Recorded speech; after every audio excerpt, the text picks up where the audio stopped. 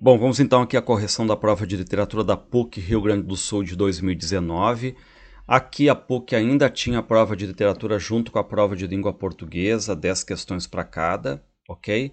Só que no caso aqui eu estou colocando 13 porque a gente vai ver algumas questões assim, estão em textos de literatura, mas podem também ser questões de língua portuguesa, uma coisa assim meio, né, um pouquinho para lá, um pouquinho para cá, ok? Bom, então vamos aqui ao primeiro texto, tá, da Nélida Pinhon, que diz o seguinte: a escrita é, por natureza, ambígua. Portanto, ela circula pelos sexos do mundo. A escrita reflete o que nós somos, e ela não aprisiona pelos gêneros. Escrever é obrigatoriamente visitar o coração do pensamento. A mulher, embora recente no mundo canônico da cultura, é herdeira de todos os saberes humanos. Ela tem um coração tão polissêmico quanto o coração masculino. Você não fala em literatura masculina, você fala em literatura, e de preferência boa literatura. Eu acho que a literatura da mulher ocupa todos os espaços da humanidade. Isto dito, o que há são características, não de homem e de mulher, mas de escritor. Se fosse assim, como Flaubert teria podido escrever Madame Bovary em 1856 e ter dito com orgulho: Eu sou Emma? Se ele tinha coragem de dizer que era Emma, eu tenho coragem de dizer que sou o quê? Um personagem masculino. O grande escritor que abarca os mistérios da arte narrativa é proteico, ele enverga. Ele tem que ser do sexo do homem, da mulher, ele tem que ser pedra, tem que ser mineral, animal, tem que ser coisas vivas. Ele é tudo que existe. Não existe essa história de literatura feminina. Bom, então aqui é o ponto de vista da Nélida Pinhon, que já foi presidenta da Academia Brasileira de Letras. Diz assim, ó. O texto, né, na verdade aqui, né, o texto da escritora Nélida Pinhon apresenta um ponto de vista polêmico. Das frases a seguir, qual sintetiza esse ponto de vista? Bom, a gente sabe qual é o ponto polêmico dela, se a gente voltar no tempo ali, né, no slide, tá? Não existe essa história de literatura feminina. É o que ela está querendo dizer. E aí o que ela diz? A escrita reflete o que nós somos. Bom, não é uma frase polêmica, porque a escrita pode sim refletir muito bem a nossa biografia, ou traços biográficos, autobiográficos, aquilo que nós sentimos, não tem problema nenhum. B. Escrever é obrigatoriamente visitar o coração do pensamento. Também não é polêmico. Tem muitos autores que acabam colocando isto. C. O grande escritor que abarca os mistérios da arte narrativa é proteico, né? É multifacetado, ele enverga. Também não é polêmico. D. Não existe essa história de literatura feminina. Isso gera polêmica, porque ela diz que o que existe são características de escritor, ou seja, uma espécie de escrita não ligada a sexos, mas uma escrita universal.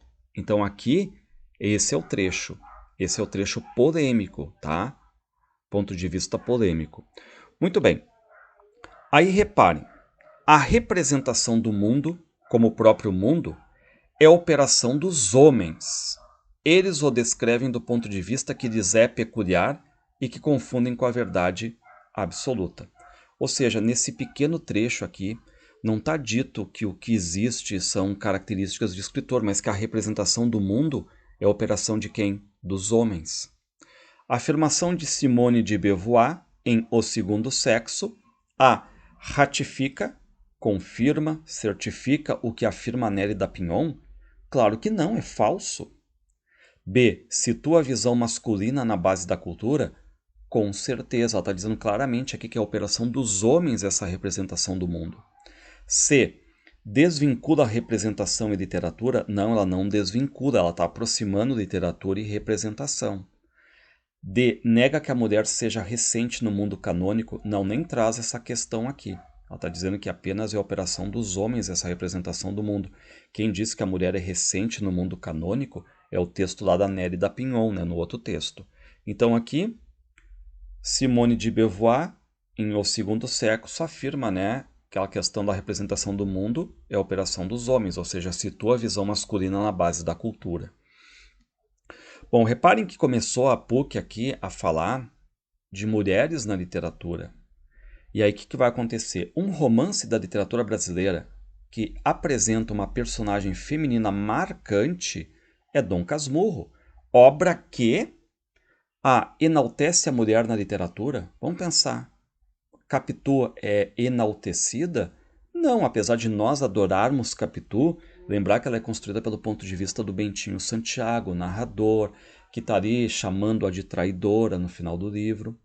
B. Apresentações em flashback. Sim, porque o Bentinho está já velho, mais de 60 anos. Lembre que ele vai recompor a história da vida dele a partir da memória, a partir de digressões, de flashbacks, dessas voltas ao passado, para estar explicando, né, todo aquele relacionamento do começo dele com o Capitu e tudo mais, tá? Muito bem, apresentações em flashback. C. Inaugura o realismo brasileiro. É falso, porque Dom Casmurro é lá de 1900. E o realismo, vamos lembrar, né, surge em 1881 com o próprio Machado, mas com as memórias póstumas de Brás Cubas. D. Incorpora o naturalismo brasileiro. Falso, porque Dom Casmurro é realismo. Tá certo que é um realismo a Machado, um realismo irônico, em primeira pessoa muitas vezes, e não abarcou o naturalismo. O naturalismo é aquele movimento lá do Aloysio Azevedo, Cortiço, Casa de Pensão, que acoplava teorias, que tentava comprovar essas teorias a partir dos personagens, por exemplo, né? Então aqui apresentações em flashback. No antológico trecho de Dom Casmurro, em que o narrador se refere aos olhos de cigana oblíqua e dissimulada de Capitu. Então reparem aqui, né? Nós temos aqui a PUC colocando aqui algo apenas rápido assim e dizendo, olha, está na mão de vocês, vocês sabem, vocês reconhecem esse trecho, porque ele é clássico. Parte do pressuposto que todo mundo leu Dom Casmurro. Ou seja, olhos de cigana oblíqua e dissimulada. Ele confere dois atributos aos olhos da cigana. A construção contrapõe-se à outra do narrador Bentinho, qual seja olhos de ressaca. A capacidade de sedução de Capitu é sugerida por olhos de ressaca. Então aqui o que está acontecendo? Aqui lembrar que quem diz que os olhos da Capitu são de cigana, oblíqua, dissimulada, é o agregado José Dias. E o Bentinho depois vai usar essa mesma expressão que ele ouve, né, para caracterizar a esposa. Bom, então a gente volta aqui às alternativas. Reparem. Olhos de cigana oblíqua e dissimulada. Confere dois atributos aos olhos da cigana. Bom, aqui talvez entre como sinônimos a questão de oblíqua e dissimulada. Oblíqua é aquele olhar que foge, que não encontra a linha reta, que é tortuoso, que é dissimulado, o que dá na mesma dizer oblíquo e dissimulado. Então, de certo modo, não está atribuindo dois atributos, né? São basicamente redundantes, tá? A construção ali, né, que é olhos de cigana oblíqua dissimulada, contrapõe-se a outra construção do narrador Bentinho, qual seja olhos de ressaca. Na verdade, a construção olhos de ressaca se refere à ressaca do mar. Os olhos da Capitu, aquela capacidade de atrair, de atração mesmo, como se fossem ondas do mar, né? E isso não se contrapõe à questão de ela ser dissimulada. Olhos de ressaca não significa olhos não dissimulados, por exemplo, né? São olhos mais de poder de sedução. Como está sugerido na 3, a capacidade de sedução de Capitu é sugerida por olhos de ressaca.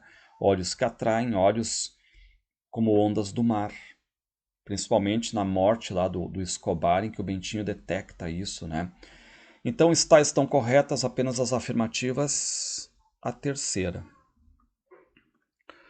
Bom, aqui a PUC, vocês já devem ter notado que ela gosta muito do Machado de Assis. Então não dá para fazer a PUC sem saber alguma coisa do Machado de Assis.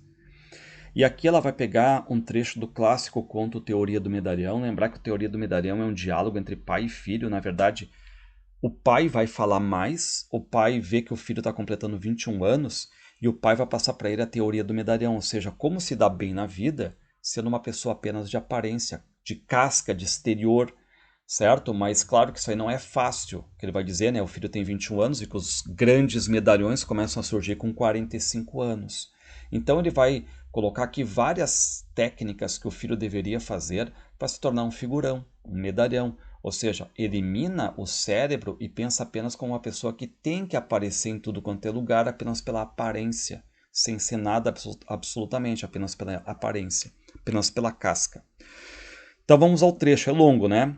Sentenças latinas, ditos históricos, versos célebres, brocardos jurídicos, máximas, é de bom aviso trazê-los contigo para os discursos de sobremesa, de felicitação ou de agradecimento. Reparem a manha do pai. Ele diz para o filho, né, esses pensamentos mais formais, mais célebres, não é para usar em momentos formais, mas em momentos banais, tá numa sobremesa, né? Caveante consulis é um excelente fecho de artigo político. O mesmo direi do si vis pacem para bellum, ou seja, cita expressões em latim. Alguns costumam renovar o sabor de uma citação intercalando-a numa frase nova, original e bela, mas não te aconselho esse artifício. Seria desnaturar-lhe as graças vetustas. Melhor do que tudo isso, porém, que afinal não passa de mero adorno, são as frases feitas, as locuções convencionais, as fórmulas consagradas pelos anos, incrustadas na memória individual e política. Ou seja, o melhor que o pai diz ali é usar frases feitas, ditados populares, coisas fáceis que estão tipo na rua, no ar, e que são aceitos por todos, assim como o tipo verdade universal. Ou seja, ninguém costuma discutir ditados populares, eles servem muito bem para sintetizar alguma coisa. Essas fórmulas têm a vantagem de não obrigar os outros a um esforço inútil. Não as relaciono agora, mas falo-ei por escrito. De resto, o mesmo ofício te irá ensinando os elementos dessa arte difícil de pensar o pensado. Quanto à utilidade de um tal sistema, basta figurar uma hipótese. Faz-se uma lei, executa-se, não produz efeito, subsiste o mal. Eis aí uma questão que pode aguçar as curiosidades vadias, dar ensejo a um inquérito pedantesco, a uma coleta fastidiosa de documentos e observações, a análise das causas prováveis, causas certas, causas possíveis, um estudo infinito das aptidões do sujeito reformado, da natureza do mal, da manipulação do remédio, das circunstâncias da aplicação. Matéria, enfim, para tudo um andaime de palavras, conceitos e desvarios. Tu poupas aos teus semelhantes todo esse aranzel, tu dizes simplesmente, antes da lei, reformemos os costumes. E esta frase sintética, transparente e límpida, tirada ao pecúlio comum, resolve mais depressa o problema, entra pelos espíritos como um jorro súbito de sol. Ou seja, né, tu tá ali conversando e tudo mais, tu não quer entrar em discussões intelectuais, tu pega e sintetiza uma frase, certo? Ou seja, frases usadas para sintetizar algo. E reparem que o filho tá tomando essa tunda, né, essa questão toda aí, né, de verborrágica do pai, toda a teoria do medalhão, o pai tá passando para o filho ali, é uma teoria ainda, né, teoria do medalhão, e o filho meio que se assusta, digo assim, ó, digo-lhe o que vós me ensina, pai, não é nada fácil. Então o filho tá achando que é muito difícil. E o pai vai dizer sim, nem eu te digo outra coisa. É difícil, come tempo, muito tempo, leva anos, paciência, trabalho. E felizes os que chegam a entrar na terra prometida de serem um medalhão. Os que lá não penetram, engole-os a obscuridade. Ou seja, tu vai ser uma pessoa comum, anônima. Mas os que triunfam, que são medalhões, e tu, meu filho, triunfarás, creme. Verás cair as muralhas de Jericó ao som das trompas sagradas. Só então poderás dizer que estás fixado. Começa nesse dia a tua fase de ornamento indispensável, de figura obrigada, de rótulo. Acabou-se a necessidade de farejar ocasiões, comissões, irmandades, porque elas virão ter contigo, com seu ar pesadão e cru, de substantivos desadjetivados, e tu serás o adjetivo dessas orações opacas, o odorífero das flores, o anilado dos céus, o prestimoso dos cidadãos, o noticioso e suculento dos relatórios. E ser isso é o principal, porque o adjetivo é a alma do idioma, a sua porção idealista e metafísica. Já o substantivo não, o substantivo é a realidade nua e crua, é o naturalismo do vocabulário. Bom, então o conto, né, Teoria do Medalhão, é tirado de um livro de contos do Machado de 1882 chamado Papéis Avulsos. A partir das explicações dadas pelo pai ao filho, indique 1 para a linguagem produtora de conhecimento e 2 para a linguagem manipuladora, ou seja, a linguagem que o pai quer que o filho use como recurso. Primeiro parênteses, sentenças latinas, ditos históricos, versos célebres, brocardos jurídicos, máximas, é de bom aviso trazê-los contigo para os discursos de sobremesa, de felicitação, de agradecimento. Bom, aqui o pai quer que ele use isso como recurso em momentos específicos, então é uma linguagem manipuladora. Essas fórmulas têm a vantagem de não obrigar os outros a um esforço inútil. Que fórmulas, né? As fórmulas aquelas fáceis, ou seja, recurso de linguagem manipuladora. O adjetivo é a alma do idioma, a sua porção idealista e metafísica. Novamente aqui, né? Recurso de linguagem manipuladora. E a única parte em que a gente vê aqui que é aquela questão de linguagem produtora de conhecimento é quando ele diz, ó, o substantivo é a realidade nua e crua, é o naturalismo do vocabulário. Então aqui, para ilustrar uma realidade. Então a sequência correta é 2, 2, 2, 1. Analise as afirmativas sobre o conto Teoria do Medalhão, em que os interlocutores são pai e filho, preenchendo os parênteses com verdadeiro ou falso. O diálogo entre os dois interlocutores constitui-se no núcleo da narrativa. É uma verdade, apesar de que o pai fala tipo 90% do conto, tá? Que se estrutura em forma de diálogo. Aliás, o subtítulo dele é Um Diálogo, Teoria do Medalhão, um Diálogo. Então é o pai que detém a teoria do medalhão e que está passando para o filho que está fazendo 21 anos, né? O Janjão. A sutil ironia do autor reflete sua condescendência, ou seja, sua anuência com a sociedade. Falso, porque a gente vê que não é sutil. Está explícita a ironia ali quanto a essa sociedade de aparências em que o pai quer que o filho penetre nessa sociedade de aparências, seja um medalhão, um figurão, que seja convidado para tudo, não precisa mais estar rastejando, implorando para entrar numa festa, que seja convidado com essa linguagem que a gente viu, né? Essa linguagem manipuladora aí, tá? A intensa ação do conto, vamos pensar, é um diálogo. Tem intensa ação do conto? Associa-se à exposição das ideias do pai.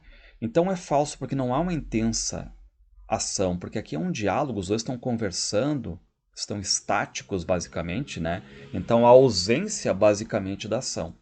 O pai faz uma série de recomendações ao filho para que tenha sucesso na vida. É verdade, porque o filho se torne um medalhão. Sucesso para aquela sociedade de aparências que o pai está criticando, né? Ironizando ali, né? Exatamente. Ou seja, sim, que se torne um homem de aparências. Então, o correto preenchimento dos parênteses, de cima para baixo, é verdadeiro, falso, falso e verdadeiro. Bom, aqui nós temos um soneto do Olavo Bilac, chamado A um Poeta, e é um soneto metapoético, tá? Porque aqui o poeta ensina a um poeta como se faz, digamos, um poema, mas um poema parnasiano, certo? O poema de viés parnasiano. Então, o que diz? Longe do estéreo turbilhão da rua, ou seja, longe do barulho da rua, beneditino, escreve. Ou seja, o que eu preciso para fazer um bom poema? Silêncio. No aconchego do claustro, na paciência e no sossego, ou seja, onde é que eu estou? Enclausurado, encastelado, fechado, silêncio. E o que eu faço? Trabalho e teimo e limo e sofro e suo. Ou seja, verbos de ação aqui nessa questão de produzir um poema. Mas que na forma se disfarça o emprego do esforço.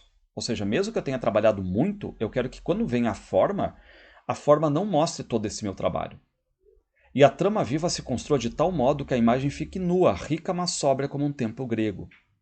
Ou seja, o ideal de perfeição como um templo grego. Não se mostre na fábrica o suplício do mestre. E natural o efeito agrade sem lembrar os andaimes do edifício. Ou seja, não preciso mostrar todo o meu trabalho que eu tive para fazer um edifício, andaimes e tudo mais, né? Carrinhos, tijolos, cimento. Não. Eu mostro apenas a forma pronta, já limpa, perfeita. Porque a beleza gêmea da verdade, a arte pura e inimiga do artifício, é a força e a graça na simplicidade. Muito bem. Aqui reparem, o soneto permite a reflexão sobre o próprio fazer poético, sim, porque é um soneto metapoético. Para isso, na primeira estrofe, ou primeiro quarteto, porque é um soneto, o autor trata do quê? Das condições, das exigências, das facilidades, das expectativas da para a criação. Na segunda e na terceira estrofes, ressalta a importância do processo, do resultado, do produto, do percurso do trabalho do poeta. E na última estrofe declara o verdadeiro propósito, estilo, inimigo, foco do poeta. Bom, então aqui eu já vou completar, tá? Na primeira estrofe, o autor trata das condições, ou seja, longe do barulho, no aconchego, trabalho, trabalho, trabalho, né? Para a criação. Na segunda e na terceira estrofe, ressalta a importância do que? Do resultado, né? Ou seja, na forma, se disfarça o esforço para não mostrar o trabalho do poeta, para que a trama fique nua ali, né? Sóbria, bonita, né? E na última estrofe declara o verdadeiro propósito, que é a simplicidade. Então, aqui é uma questão de compreensão sobre aquele poema do Olavo Bilac ali.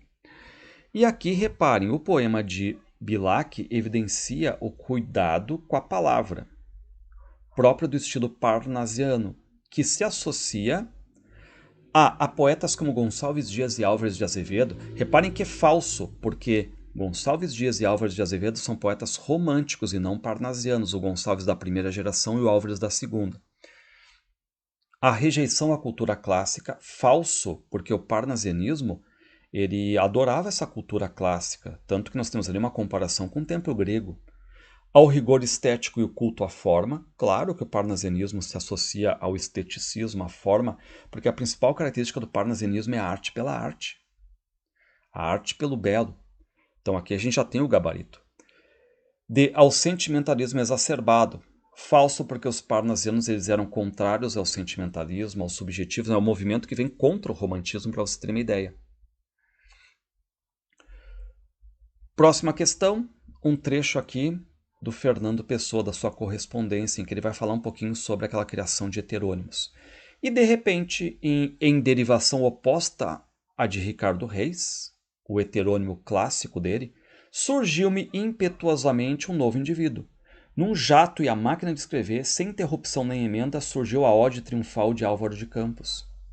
O Álvaro, que era o futurista, né? A ode com esse nome e o homem com o nome que tem. Quando foi da publicação da revista Orfeu, foi preciso, à última hora, arranjar qualquer coisa para completar o número de páginas. Sugeri então ao Sá Carneiro, poeta, amigo do Fernando Pessoa, que eu fizesse um poema antigo do Álvaro de Campos. Um poema de como Álvaro de Campos seria antes de ter conhecido Caeiro, outro, né, heterônimo dele, o Alberto Caeiro, e ter caído sob a sua influência. E assim fiz o Opiário, o poema Opiário, em que tentei dar todas as tendências latentes do Álvaro de Campos, conforme haviam de ser reveladas depois, mas sem ainda haver qualquer traço de contato com seu mestre Alberto Caeiro. Reparem que aqui ele já citou os 3 grandes heterônimos dele, Ricardo Reis, Álvaro de Campos e Alberto Caeiro. Foi dos poemas que tenho escrito o que mais me deu que fazer pelo duplo poder de despersonalização que tive que desenvolver. Mas enfim, creio que não me saiu mal. E que dá o Álvaro em botão. Muito bem. O texto em questão esclarece que o heterônimo Álvaro de Campos é construído para se opor a Ricardo Reis. Reparem ali, em derivação oposta de Ricardo Reis, surgiu-me um novo indivíduo. Então aqui é falso porque não foi construído para se opor ao Ricardo Reis. Simplesmente nesse processo louco do Fernando Pessoa de criação de heterônimos, um novo heterônimo surgiu, contrário, né, oposto ao Ricardo Reis. Então aqui é falso. Evidencia que o poeta ficcionaliza a relação entre os heterônimos. Sim, isso aí é comum nas cartas do Fernando Pessoa, mostrando como é que é esse processo de construção, heterônimo conversando com outro heterônimo. Então é verdadeiro. Faz referência à Gênese, ou seja, ao nascimento do heterônimo Álvaro de Campos. Sim, o futurista, né? Verdade, então aqui. 2 e 3. As funções da linguagem estão presentes em todo texto que produzimos, em qualquer texto. No texto, esse do Fernando Pessoa, predomina qual função? Metalinguística? Claro que sim, a função que explica a própria construção, o texto falando sobre o próprio texto. Referencial, não, né? Não está abordando aqui o referente como se fosse uma notícia. Conativa ou apelativa, não também, né? Que aqueles termos são voltados para o interlocutor, como na propaganda, imperativo, verbos, pronomes, toda aquela linguagem voltada ao interlocutor. Fática, nem é fática que testa o canal de comunicação, como um alô do telefone. Então aqui é metalinguística. E cuidado, né, com as funções da linguagem, metalinguagem se destaca aqui na PUC. Bom, considerando as particularidades de cada um dos heterônimos de Fernando Pessoa, vamos pensar, Alberto Caeiro, natureza, rejeita a metafísica. O Ricardo Reis, clássico. Álvaro de Campos, futurista. É possível afirmar que os versos "a metafísica bastante não pensar em nada", "o que penso eu do mundo", sei lá o que penso do mundo, se eu adoecesse pensaria nisso, pertencem a quem? Pertencem exatamente, pessoal, né? Aqui ao Alberto Caeiro. Por quê? Porque ele é o heterônimo voltado à natureza, que não vê mistérios na vida, que rejeita a metafísica, certo? Não é o Álvaro de Campos, que está voltado ao mundo moderno, ao futurismo, também é melancólico. Ricardo Reis, que é voltado ao mundo clássico, antiguidade. Sá Carneiro não é heterônimo do Fernando Pessoa, mas um poeta parceiro do Fernando Pessoa. Então, quando eu digo metafísica, bastante não pensar em nada, quem é que rejeita a metafísica não vê mistérios é o Alberto Caeiro. Bom, aqui um trecho do Grande Sertão Veredas do Guimarães Rosa, ele diz: de tudo não falo, não tenciono relatar ao Senhor minha vida em dobrados passos. Servia para quê? Quero é amar o ponto de um fato para depois lhe pedir um conselho. Por daí então careço de que o Senhor escute bem essas passagens da vida de Riobaldo, o jagunço. Bom, então aqui lembrar, né, que o texto Grande Sertão Veredas é um livro de 500 páginas, é quase um grande monólogo em forma de diálogo, basicamente porque só uma pessoa fala, que é exatamente o narrador em primeira pessoa, o Riobaldo, que está contando durante 3 dias a vida dele como um ex-líder jagunço a um homem que vem ali, né, que ele chama de doutor, de senhor. No texto, o narrador de Grande Sertão Veredas dirige-se ao seu interlocutor, que no caso aqui é o doutor, ou senhor, né, esse interlocutor silencioso, a quem narra os episódios vividos por quem? A gente sabe, por ele mesmo, né, Riobaldo, um ex-líder jagunço. Num fluxo contínuo marcado pela oralidade da fala do sertão de onde? E aí o livro é lá do interior do sertão de Minas Gerais. Então aqui entra a, ou seja, para este doutor ou senhor ou interlocutor silencioso, vividos por ele mesmo, Riobaldo, no sertão de Minas Gerais. Ora, Hermógenes, né, não vai ser um interlocutor, vai ser um grande rival ali do Riobaldo. Na verdade, o Hermógenes é o grande rival mesmo dele, tá? Zé Bebeiro depois é um amigo, uma espécie de aluno do próprio Riobaldo. E aí, para encerrar, diz assim: a obra que pertence ao texto de Guimarães Rosa enaltece a figura do jagunço como soldado numa guerra?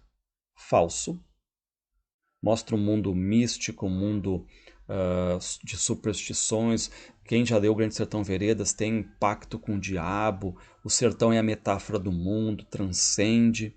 B. Reconfigura a imagem estereótipa do jagunço. Verdade é que o jagunço ele vai aparecer como um soldado também antes, né? Mas um homem abandonado depois na velhice, um homem de sentimentos, que pensa, não é simplesmente aquele mundo do sertão em que eu estou fazendo migração, indo atrás de contra condições climáticas adversas. C. Focalização individual dos jagunços, não, porque ali eles vivem em bando, acontecem grupos rivais, líderes, o próprio sentido de ser um líder jagunço. No caso, o Riobaldo é um ex-líder jagunço, porque quando ele está narrando ele já está velho, ele está fora disso aí. Pressupõe liderança, pressupõe um grupo, não uma individualização. Fortalece a imagem do jagunço como criminoso, falso, porque a obra não está destruindo a figura aqui do jagunço. Então, gabarito B reconfigura a imagem estereotípica, né, estereotípica do jagunço aqui.